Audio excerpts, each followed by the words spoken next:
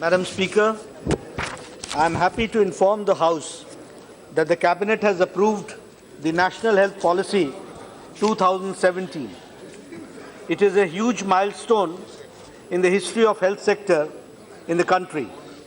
The Health Ministry has formulated the National Health Policy 2017 under the guidance of Honorable Prime Minister Shri Narendra Modi ji.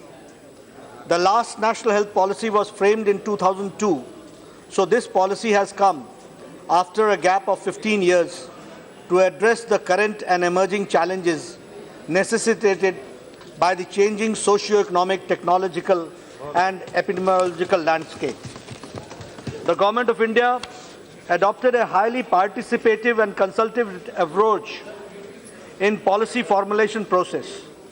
The National Draft Health Mission Policy was placed in public domain and over 5,000 suggestions were received.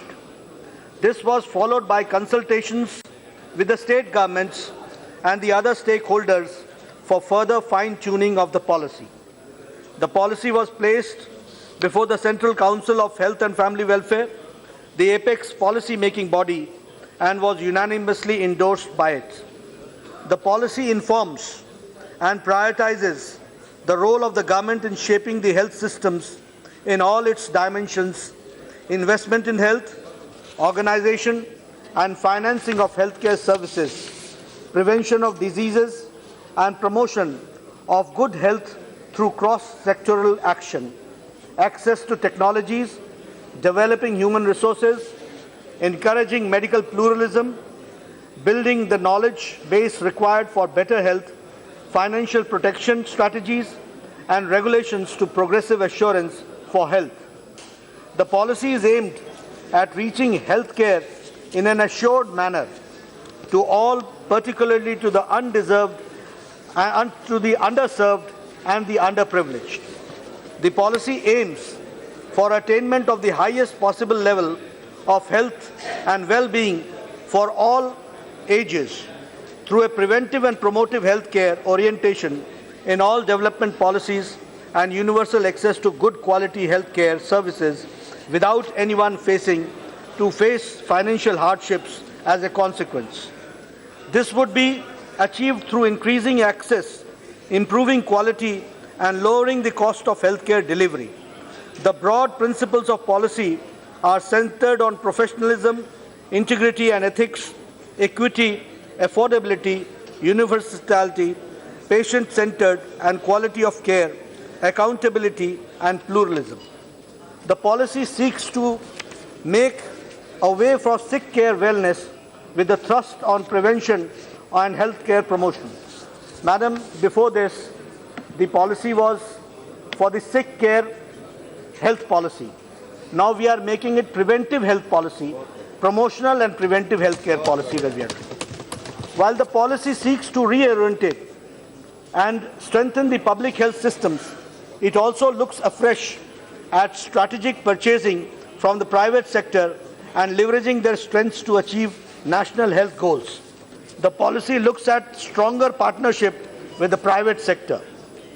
As a crucial component, the policy proposes raising public health expenditure to 2.5% of the GDP in a time-bound manner.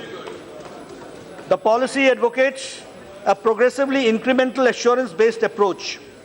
It envisages providing larger package of assured comprehensive primary health care through the health and wellness centers and denotes important change from very selective to comprehensive primary health care package, which includes care for major NCDs, mental health, geriatric health, palliative care and rehabilitative care services. It advocates allocating major proportion, 2/3 or more of resources on the primary health care. It aims to ensure availability of 2 beds per 1,000 population distributed in a manner to enable access within the golden hour. In order to provide access and financial protection, it proposes free drugs, free diagnostics, and free emergency and essential healthcare services in public hospitals. The policy also assigned the specific quantitative targets aimed at reduction of disease prevalence, incidents under the three broad components: A, health status and program impact; B, health system performance; and C, health system strengthening aligned to the policy objectives, some key targets that the policy seeks to achieve. Madam, this policy is not just a policy statement. It also commits itself that we will try to see to it that these targets are achieved within the time limit, and time-bound policy has been made accordingly. Like the first one is life expectancy and the healthy life. Increase in life expectancy at birth from 67.5 to 70 by 2025. B, establish regular tracking and disability adjusted life year index as a measure of burden of disease and its trend by major categories by 2022. Reduction of total fertility rate to 2.1 at national and subnational level by 2025. Mortality age, the reduced under 5 mortality to 23 by 2025, and maternal mortality ratio from current levels to 100 by 2020. Reduce infant mortality rate by 28 by 2019. Reduce neonatal mortality to 16 and stillbirth rate to single digit by 2025. Reduction of disease prevalence and incidence. To achieve this, achieve global target by 2020, which is also termed as 90-90-90 for HIV/AIDS. That is, 90% of all people living in HIV know their HIV status. 90% of all people diagnosed with HIV infection receive sustained antiretroviral therapy, and 90% of all those people receiving antiretroviral therapy will have viral suppression.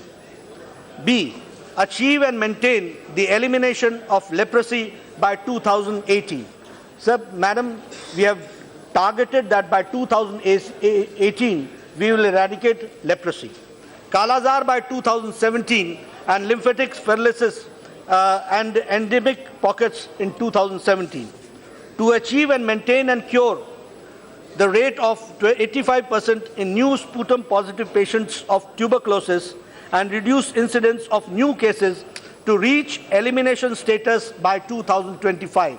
So we are talking about elimination by 2025.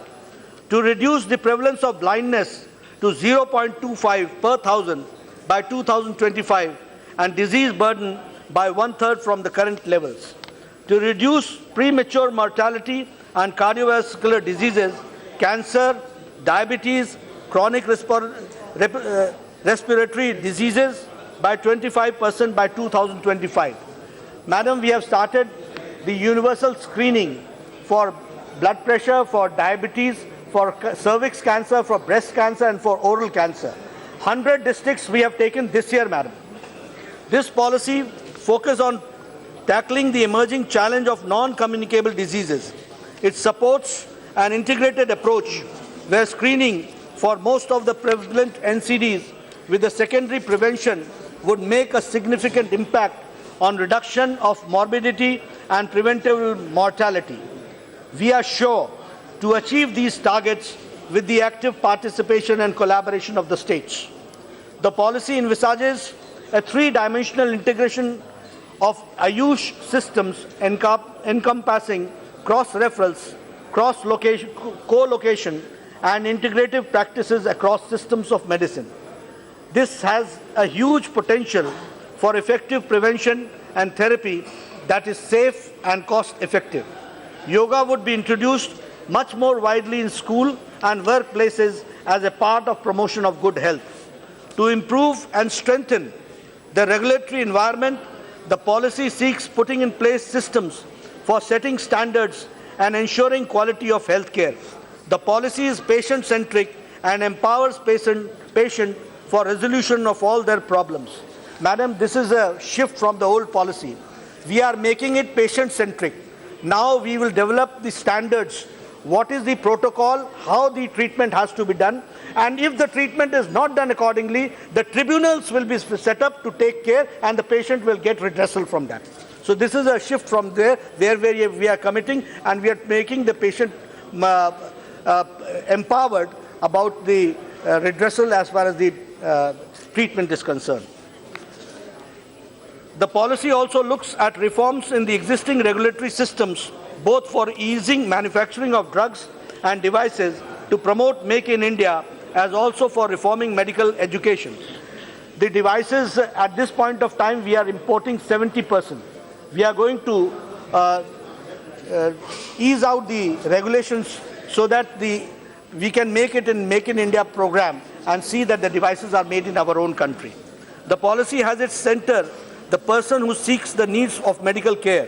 The policy advocates development of cadre of mid-level service providers, nurse practitioners, public health cadre to improve availability of appropriate health human resources. The policy also seeks to address health security and Make in India for drugs and devices. It also seeks to align other policies for medical devices and equipment with public health goals.